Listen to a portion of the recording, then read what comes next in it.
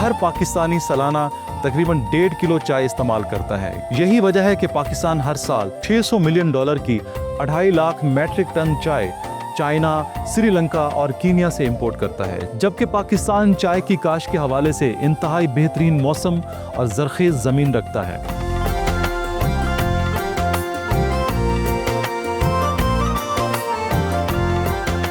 1500 से 1800 किलो सब्ज़ पत्ते हम ले रहे हैं पर एकड़ से। 5 किलो पत्तों से 1 किलो चाहिए। 4.5 लाख से 5 लाख रुपए तक हमें इनकम होती है। एक रिसर्च इदारा तो रिसर्च ही कर सकता है, वो प्राइवेट सेक्टर को फैसिलिटेट कर सकता है। तो हम दावत देते हैं आपकी चैनल की वसासत से भी, जितने भी इन्वेस्टर्स हैं, बड़ी बड़ी कंपनीज हैं चाय से रिलेटेड, कि वो इस फील्ड में आए। ज़र मुबादला हमारा खर्च हो रहा है, इसको हम कम कर सकते हैं। इसको वाइट टी बोलते हैं। इसकी प्राइस मार्केट में 5000 प्लस माइनस पर केजी होता है।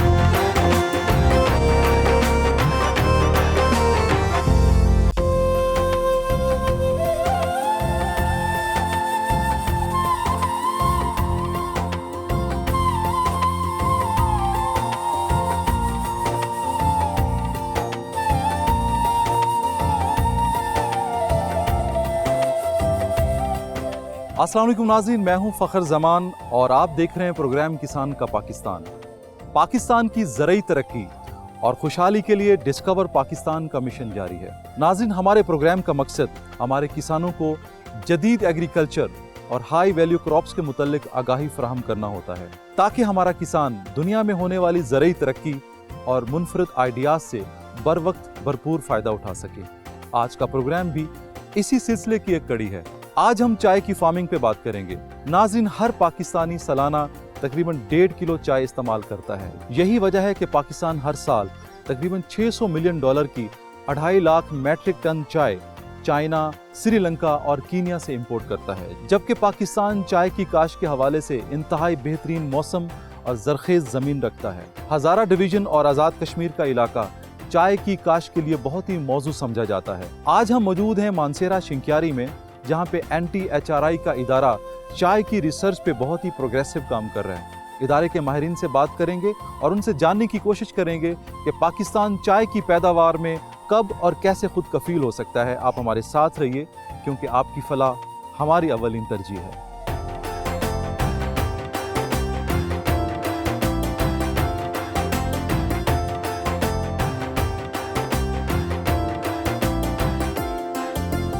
अभी हम NTHRI शिंक्यारी में मौजूद हैं, चाय के फार्म में, और मुझे ज्वाइन किया है शाहिद अलीम साहब ने, जो कि साइंटिफिक असिस्टेंट हैं NTHRI में।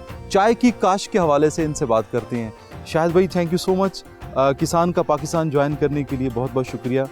शाहिद भाई, मुझे बताइए कि चाय की काश्त यहाँ पे इस इदारे में कब की गई थी? बहुत शुक्रिया सर आपका। सर, ये 1986 में अदारा कायम हुआ है, तो उस वक़्त से आज तक ये तकरीबन 30-35 साल हो गए ये पौधा है। ये पौधा तकरीबन 30-35 साल पुराना है। कितने एकड़ पे चाय लगी हुई है यहाँ पे? तकरीबन 24 एकड़ पे। 24 एकड़ जी पे। सर। ठीक है। अच्छा, इसकी वैसे मैक्सिमम एज क्या होती है चाय के पौधे की? 200 साल से ज़्यादा। 200 साल से ज्यादा इसकी एज है, मतलब कि ये मजीद 150 साल निकाल जी, जाएगा। जी, बिल्कुल। फार्म मैनेजमेंट के हवाले से बताइए कि आप इसकी देखभाल कैसे करते हैं? सर, इसमें इसके जब मौसम ज़्यादा गर्म हो जाता है, जून जुलाई में, हम इसको 2 तरीके से पानी, एक तो फ्लड इरिगेशन भी करते हैं और साथ स्प्रिंकलर भी लगाते हैं। ठीक है। तो फिर उसके बाद 6 महीने इसकी हम इनसे चाय लेते हैं। तकरीबन 8 से 10 प्लकिंग होती है इसकी।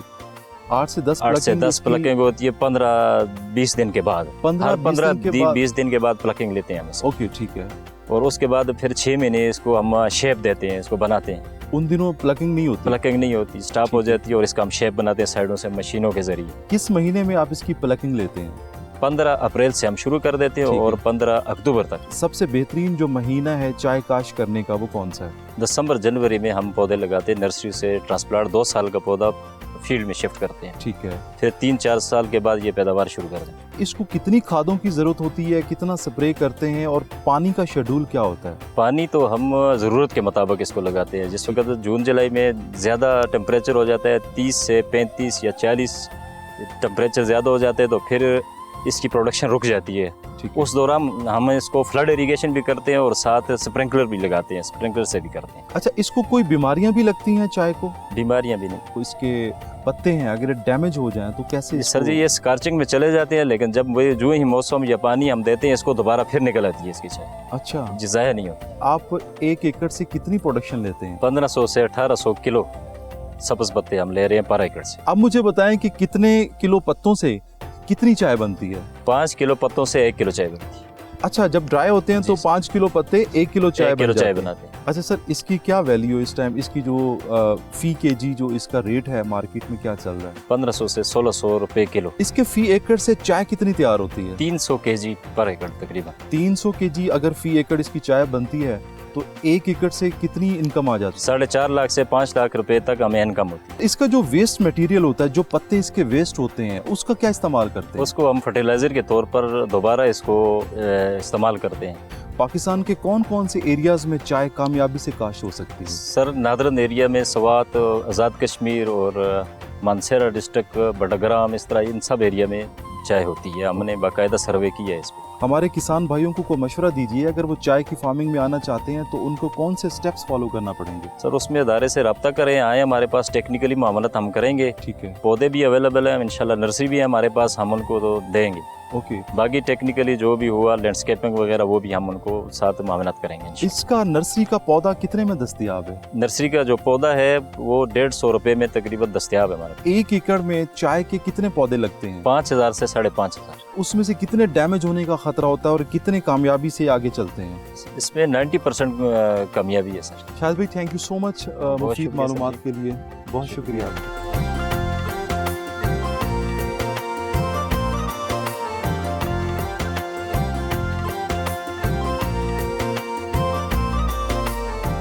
अभी मुझे ज्वाइन किया है डॉक्टर रियाज आलम साहब ने, जो कि NTHRI के डायरेक्टर हैं। उनसे बात करते हैं। बहुत शुक्रिया आपका कि आज आपने हमें दावत दी है ताकि हम NTHRI की जो एक्टिविटीज़ हैं, जो इसके गोल्स हैं, वो हम अपने नाज़रीन को बता सकें। बहुत शुक्रिया इसके लिए सर। सर मैं मशकूर हूँ आपके चैनल का, आप लोगों का, कि आप मेरी दावत पर यहाँ पर तशरीफ़ लाए हैं। बेसिकली मेरा नाम डॉक्टर रियाज आलम है और मैं यहाँ पर एज ए डायरेक्टर सर्व कर रहा हूँ। ये जिधर हम बैठे हुए हैं, ये Pakistan agriculture research council Islamabad का एक ज़ैली इदारा है, जो कि पूरे पाकिस्तान में वाहिद इदारा है जो कि चाय की तहकीक और तरवीज पर काम कर रहा है। थोड़ा सा हिस्ट्री बैकग्राउंड में जाना चाहता हूँ कि इदारा कब कायम हुआ और इसके मकासद क्या थे? सर बुनियादी तौर पर ये इदारा 1986 में कायम हुआ और इसका पहला नाम था national tea research institute Shinkiari Mansehra, और 1996 में इसको अपग्रेड कर दिया गया एक इंस्टीट्यूट पर। इंस्टीट्यूट को दर्जा दिया गया और 2013 में इसका जो मैंडेट है वो ब्रॉडन कर दिया गया और चाय के अलावा हाई वैल्यू क्रॉप्स को भी हमारे मैंडेट में शामिल कर दिया गया। तो चाय के साथ साथ इस वक्त हम हाई वैल्यू हार्टिकल्चर क्रॉप्स पर भी काम कर रहे हैं, उस पर भी रिसर्च कर रहे हैं। उस सिलसिले में हमने कीवी के मुख्तलिफ वैरायटीज़ पूरी दुनिया से मुतारिफ़ करवाई, यहाँ पर उसकी इवैल्यूएशन करवाई और उसमें जो कुछ वैरायटीज़ जो है बड़ी प्रॉमिसिंग हैं, उनकी इस इलाके में एडाप्टेबिलिटी भी सही है। कीवी के अलावा हमने मुख्तलिफ नट्स क्रॉप्स पर यहाँ पर रिसर्च कर रहे हैं, जिसमें पीकन नट, हेज़ल नट, चेस्टनट्स और वालनट की अक़साम शामिल हैं। कितनी लैंड ऐसी है पाकिस्तान में जो कि हम आइडेंटिफाई कर चुके हैं कि वहाँ पे टी कामयाबी से काश्त हो सकती है? एक अंदाजे के मुताबिक 1,85,000 एकड़ रकबा जो है वो हज़ारा डिवीज़न में चाय की काश्त के लिए मौजूद है। पार्टिकुलरली अगर मैं साइल पीएच की बात करूँगा, उसकी तेज़ाबी हैसियत में, तो वो उसको तेज़ाबी नेचर की जो ज़मीन है ना, उसमें ये आसानी के साथ और सक्सेसफुली ग्रो हो सकती है। तो चाय लव करती है, चाय की नशोनुमा तेज़ाबी खुसूसियत रखने वाले ज़मीनों में होती है, जिसकी पीएच 5.5 से लेकर 6.5 तक होती है।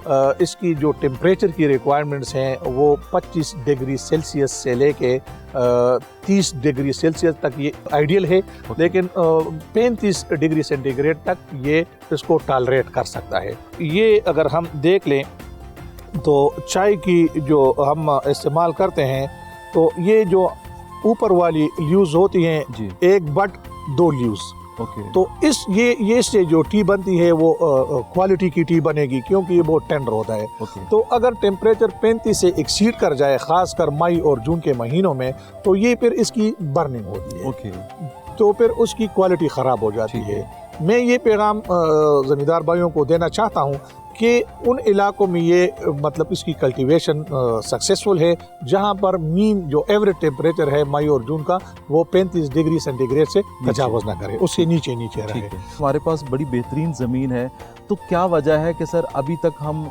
अपनी मुल्क की ज़रूरत की चाय नहीं उगा पाए? इस इदारे में 14 वेराइटियों पर काम हुआ, ठीक है 14 की इवैल्यूएशन हुई, इसकी एडाप्टेबिलिटी ट्रायल्स हो गई, उसकी जितनी भी कल्चरल रिक्वायरमेंट्स है, उसकी जितनी न्यूट्रिशनल फॉर एग्जांपल ज़रूरत है, इसकी ट्रिमिंग, इसकी प्रूनिंग, इसकी लगाने के तरीके, इसकी प्लांटिंग डेंसिटी, इसके किस वक्त में इसकी नर्सरी ग्रो हो सकती है, किस तरीक़ों से नर्सरी ग्रो हो सकती है, और इसकी शुक्र अल्हम्दुलिल्लाह इस वक्त पाकिस्तान में कोई इसका पेस्ट या कोई डिजीज़ नहीं है। तो यहाँ पर ये अभी 100% जो है ना ऑर्गेनिक है।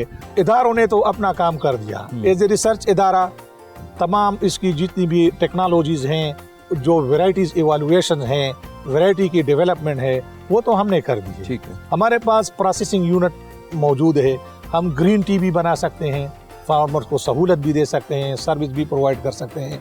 हमारे पास ब्लैक टी बनाने की भी फैसिलिटी है, और ये फैसिलिटी हम फार्मर्स को भी दे सकते हैं। प्राइवेट सेक्टर का रोल अभी बाकी है। ओके गवर्नमेंट कोशिश कर रही है, हमारा ये इदारा भी कोशिश कर रहा है कि हम प्राइवेट सेक्टर को बीच में ले आएं, क्योंकि सर इस एक रिसर्च इदारा तो रिसर्च ही कर सकता है, जी बिल्कुल, वो प्राइवेट सेक्टर को फैसिलिटेट कर सकता है। जी तो हम दावत देते हैं आपकी चैनल की वसातत से भी, जितने भी इन्वेस्टर्स हैं, बड़ी बड़ी कंपनीज हैं चाय से रिलेटेड, या मतलब प्रोग्रेसिव ग्रोवर्स हैं जी, तो उनको सर हम दावत देते हैं कि वो इस फील्ड में आए, और जो पाकिस्तान का कसीर ज़र मुबादला इस पर खर्च हो रहा है, हमारे कीमती असासा ड्रेन हो रहा है, तो उसको बचाने के लिए और अपनी जो हमारी डोमेस्टिक ज़रूरत है उसका कुछ हिस्सा, या अगर हम फ्यूचर में उसको पूरा भी कर सकते हैं, क्योंकि हमारे पास जिस तरह आपने फरमाया ज़मीन अवेलेबल है, हमारे पास क्लाइमेट है, तो हम इसको अपने इस जो ज़र मुबादला हमारा खर्च हो रहा है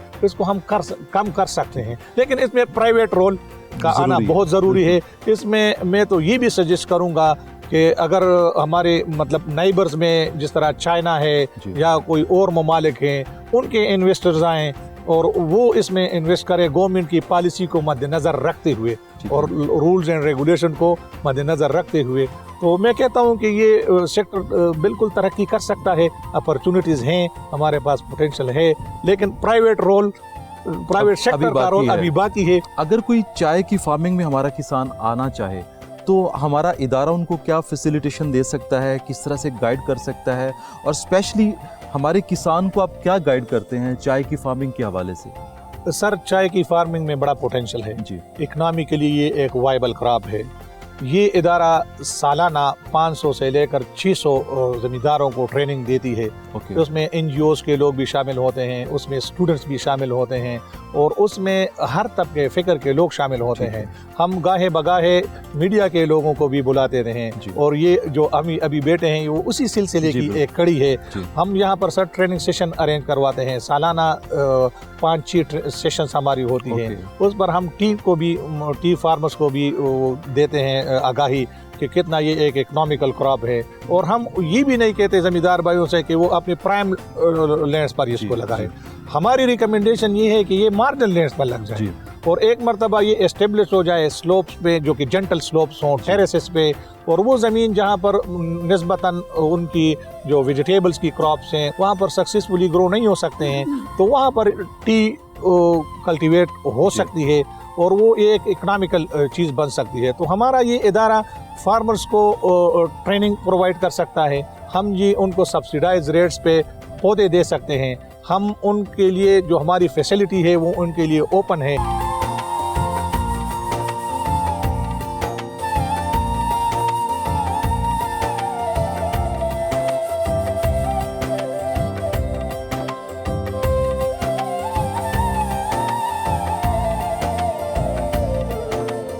welcome after the break. NTHRI के ग्रीन टी प्रोसेसिंग यूनिट में मौजूद हैं और मेरे साथ डॉक्टर रियाज आलम साहब हैं जो कि इसकी प्रोसेसिंग के हवाले से हमें बताएंगे। जी सर, बताइएगा। फील्ड से प्लकिंग करने के बाद हम इसको प्रोसेसिंग टी में ले आते हैं। जो हमारा ये यूनिट है बेसिकली ये हमारा ग्रीन टी प्रोसेसिंग यूनिट है। तो इसको हम वहाँ पर हमारे पास चेंबर हैं, जो चेंबर में हम रख के उसकी फील्ड हीट मज़ीद रिमूव कर देते हैं, उसका मॉइस्चर रिमूव कर देते हैं। नीचे से उसका ब्लोअर्स आता है और उसकी जो एक्स्ट्रा मॉइस्चर होती है उसको हम अप टू द मार्क वो कम कर देते हैं। वहाँ से फिर ये टी हम प्रेस के ज़रिए ले आते हैं और ये हमारे पास जो मशीन है इसको हम डी एंजाइमर बोलते हैं। इस प्रोसेस को फिक्सिंग भी बोलते हैं। ग्रीन टी और ब्लैक टी प्रोसेसिंग में यही फ़र्क है कि यहाँ पर हम चाय के पत्तों के अंदर जो एंजाइम्स मौजूद होते हैं उसको डीएक्टिवेट करते हैं। चूँकि एंजाइम्स प्रोटीन्स होते हैं तो इसको हम 100 डिग्री सेल्सियस से अबव टेम्परेचर दे देते हैं जस्ट फॉर 5 to 7 मिनट्स, जिससे ये इनमें जो प्रोटीन होता है वो डीनेचर हो जाता है और ये एंजाइम डीएक्टिव होते हैं और उसकी फर्दर फर्मेंटेशन या ऑक्सीडेशन के प्रोसेस को हम रुकवा देते हैं। तो इसको दोबारा हम चेंबर में ले जाते हैं, कूलिंग चेंबर्स में, और वहाँ पर इसको 15 से 20 मिनट तक रखते हैं ताकि इसका हीट रिमूव हो जाए। इसी वक्त हम उसको बाकायदा हवा दे देते हैं ताकि ये कूल हो जाए। कूलिंग के बाद हम इसको ले आते हैं लीफ रोलिंग मशीन पे।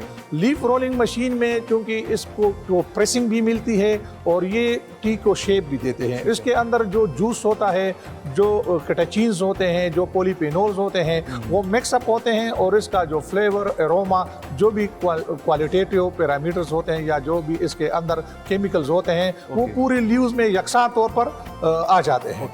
ठीक है।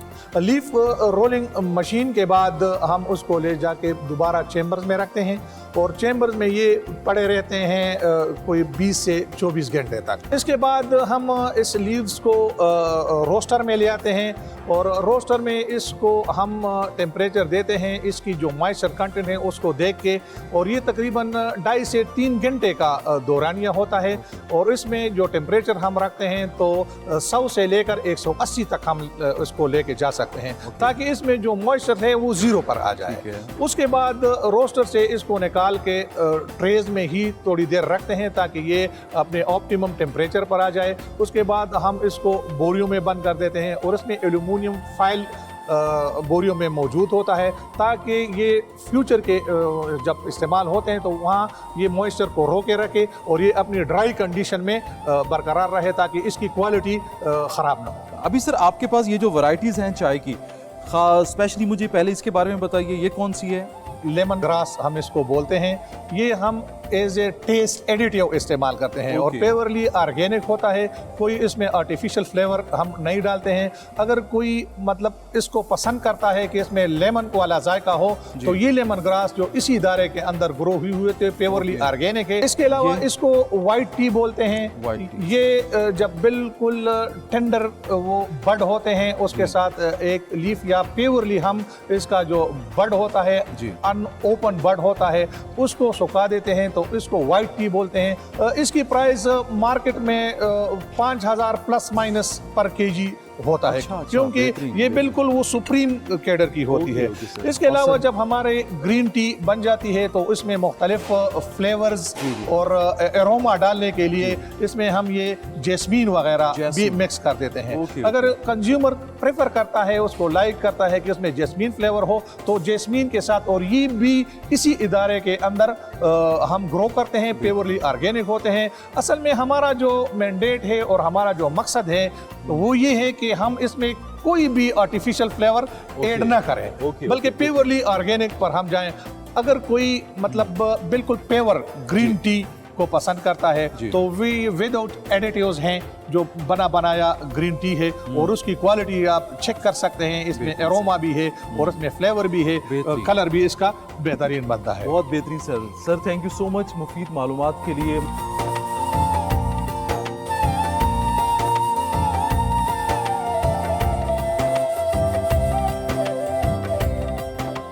NTHRI का इदारा चाय की रिसर्च के साथ साथ इंटर्नशिप प्रोग्राम्स पे भी काम कर रहा है, जिस पे डेली बेसिस पे यूनिवर्सिटीज़ के स्टूडेंट्स इस इदारे में आते हैं और चाय की प्रोसेसिंग पे काम करते हैं। हमारे साथ कुछ स्टूडेंट्स मौजूद हैं, उनसे बात करते हैं।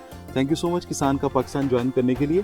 अपना नाम बताइए और कौन सी यूनिवर्सिटी से बिलोंग करते हैं और इस इदारे में किस डिपार्टमेंट में इंटर्नशिप कर रहे हैं? मेरा नाम महनूज सलीम है और मैं एक अंडर ग्रेजुएट स्टूडेंट हूँ BS बॉटनी की from post graduate college Mansehra. और जो हमारी डिग्री के लिए मस्ट पार्ट कर दी गई कि हमें एक इंटर्नशिप करनी है जो कंपलसरी है हमारी डिग्री के लिए। उसके लिए जो हमने इदारा चूज़ किया है वो है NTHRI शिनक्यारी मानसेरा। जो यहाँ मेरा टॉपिक है जिस पर मैं इंटर्नशिप कर रही हूँ वो है प्रोसेसेस ऑफ टी। तो बेसिकली हम जो है टी जो है एक प्लांट से, ब्लैक टी और ग्रीन टी एक प्लांट से ही लेते हैं, पर जो उनका प्रोसेस होते हैं वो डिफरेंट होते हैं। जैसे हम लोग जो है ग्रीन टी के लिए 1 बड और 2 लीफ लेते हैं, इसी तरह हम लोग ब्लैक टी के लिए जो है वो 3 लीफ और 1 बड लेते हैं, पर जो है इनका प्रोसेस सेम डिफरेंट होता है, जिसकी वजह से जो है ब्लैक टी और ग्रीन टी में डिफरेंस होता है। मेरा नाम अनीसा कमल है और मैं BS बॉटनी कर रही हूँ हज़ारा यूनिवर्सिटी मानसेरा से। और यहाँ पे इंटर्नशिप के लिए मैं NTHRI में शिनक्यारी में आती हूँ। डेली की रूटीन पे हम आते हैं और यहाँ पे मैं टी क्वालिटी एनालिसिस में काम कर रही हूँ और उस पर हम पॉलीफिनॉल और एंटीऑक्सीडेंट वगैरह पे हम काम करते हैं और उसमें हम टी की क्वालिटी मेजर करते हैं। I am Hadija Maroof, first semester student of botany department, जहाँ पे जो मेरा टॉपिक है वो टी नर्सरी पर है। यानी यहाँ पे जो है टी की जो प्रोपगेशन होती है वो 2 तरीके से हो रही होती है। एक सीड के थ्रू होती है और एक जो होती है हमारे पास कटिंग के थ्रू होती है। जो मोस्ट इफेक्टिव है वो कटिंग के थ्रू है क्योंकि वो वेजिटेटिव प्रोपगेशन है और इस पर डिफरेंट मीडिया यूज़ किए जाते हैं। मेरा नाम ईमान है, मैं BS बॉटनी कर रही हूँ हज़ारा यूनिवर्सिटी से। मैं यहाँ पे NTHRI में आई हूँ इंटर्नशिप के लिए। यहाँ पे मेरा जो टॉपिक है वो मेरा है कि कैरेक्टराइजेशन ऑफ टी। तो यहाँ पे हमारे पास जो है वो 14 वैरायटी पाई जाती है टी की और मैं उनकी क्वालिटी पे काम कर रही हूँ। Thank you so much and wish you all the best.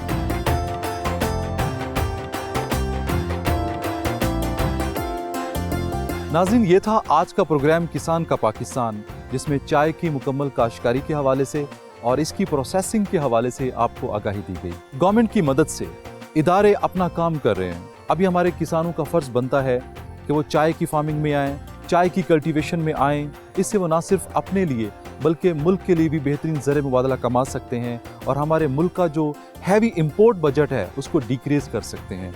मैं उम्मीद करता हूँ कि आज का प्रोग्राम आपको बेहद पसंद आया होगा। अपने फीडबैक का ज़रूर इजहार कीजिएगा। आपका फीडबैक मुल्क की ज़राई तरक्की में अहम किरदार अदा करता है। मुझे और मेरी टीम को दीजिए इजाज़त। आप देखते रहिए प्रोग्राम किसान का पाकिस्तान फ़ख्र ज़मान के साथ ओनली ऑन डिस्कवर पाकिस्तान, क्योंकि खेतों की हरियाली पाकिस्तान की खुशहाली है।